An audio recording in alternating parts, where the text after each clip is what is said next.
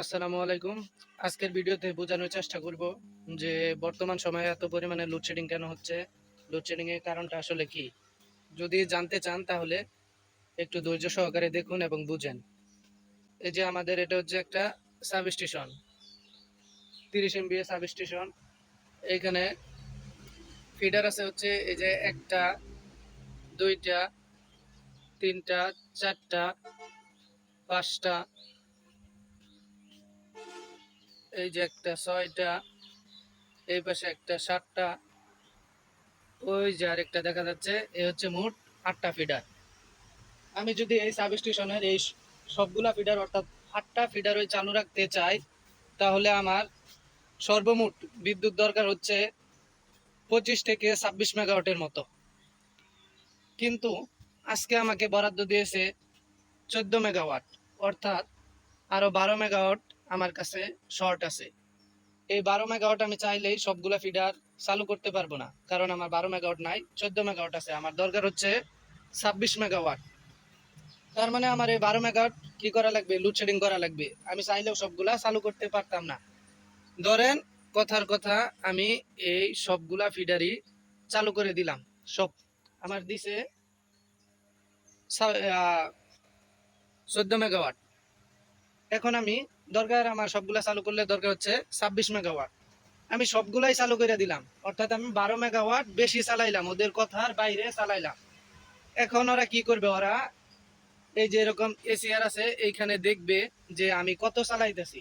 আমার দিছে হচ্ছে 14 মেগাওয়াট, আমি চালাইতেছি হচ্ছে 26 মেগাওয়াট।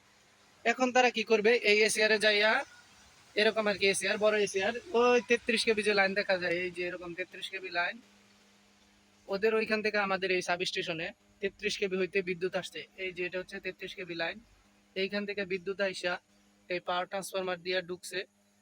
পাওয়ার ট্রান্সফরমারের মাধ্যমে 33 কেবি রে 11 কেবি রে রূপান্তর করে এই যে আমাদের এইখানে এই ফিডার গুলোতে আসছে। এখন যখন আমরা এই 11 কেবি চালু করি, তখন আপনাদের ওইখানে ওই ট্রান্সফরমারের মাধ্যমে 11 কেবি রে আবার 240 ভোল্টে রূপান্তর করে আপনাদের বাসা বাড়িতে সাপ্লাই দেয়। এখন আমি যদি 26 মেগাওয়াট দৈরাই চালু করে দিই, ওরা এরকম এসিআরে দেখবে যে আমি 26 মেগাওয়াট চালাইতেছি। এটা দেখার পরে ওরা সঙ্গে সঙ্গেই 33 কেবি, এই যে আমাদের মেইন লাইন কেটে দিবে। কেটে দেওয়ার পরে আমাদের অফিসে আর কোনো বিদ্যুৎ থাকবে না। তারপরে আমরা যোগাযোগ করব যে ভাই, আমাদের লাইনটা তো চলে গেছে, 33 কেবি নাই, কেন গেল। পরে তারা বলবে যে আপনারা আমি লুট দিছি হচ্ছে 14 মেগাওয়াট, আপনি চালাইছেন 26 মেগাওয়াট, মানে বেশি চালাইলে সমস্যা, ওইখান থেকে কাটটা দেয়। ওদেরকে আবার ভাগ করে দেয় হচ্ছে গ্রিড থেকে কত মেগাওয়াট পর্যন্ত বিদ্যুৎ চালাবে, মানে যেখানে বিদ্যুৎ উৎপাদন করে সেইখান থেকে ওই ওদেরকে ভাগ করে দেয় যে আপনি এত মেগাওয়াট চালাবেন, এর বাইরে চালাবেন না।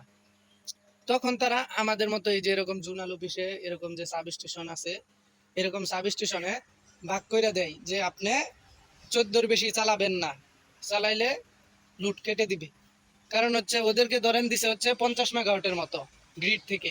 এখন চারটা সাব স্টেশন আছে, চারটা সাব স্টেশনে সমান ভাগে ভাগ করে দিবে, যার যার আর কি যত লাগে সেই অনুযায়ী ভাগ করে দিবে।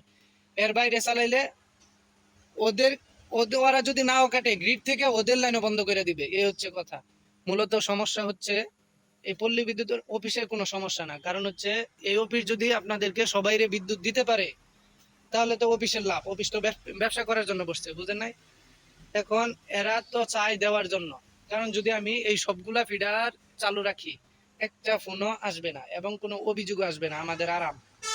আর যদি আমি এগুলা এই যে বারবার বন্ধ করি চালু করি, এই কারণে অনেক সময় ফিউজ কেটে যায়, তার ছিঁড়া যায়, বিভিন্ন সমস্যা হয়, অভিযোগ আসে, লুজ কানেকশন, বাসায় বিদ্যুৎ নাই, এরকম অভিযোগ আসে। তার মানে আমাদের কষ্ট, আমরা ইচ্ছাকৃত এটা বন্ধ রাখি না। চালু রাখতে পারলে সব দিক দিয়ে আমাদের জন্য লাভ। আমরা এটা ইচ্ছাকৃত বন্ধ রাখি না, আমাদের ওই যে বললাম যেভাবে উৎপাদন হয় সেই অনুসারে আমাদের ভাগ করে দেওয়া হয়।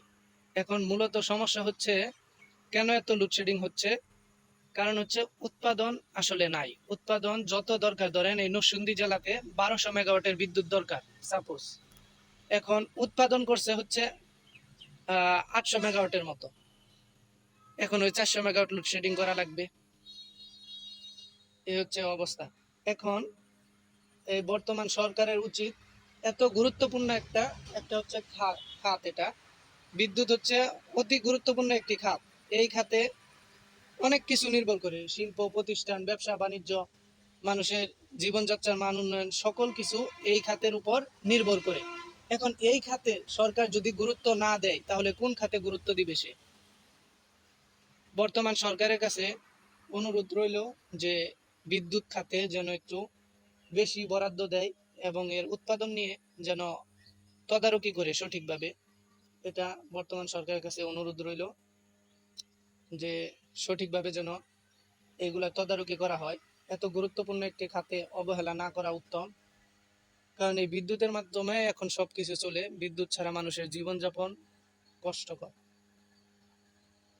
তো আশা করি সবাই বুঝতে পারছেন। যদি কোনো ভুল ভুল হয় তাহলে ক্ষমার দৃষ্টিতে দেখবেন। আশা করি সকলেই বুঝতে পারছেন। সকলেই ভালো থাকবেন, সুস্থ থাকবেন। আল্লাহ হাফেজ।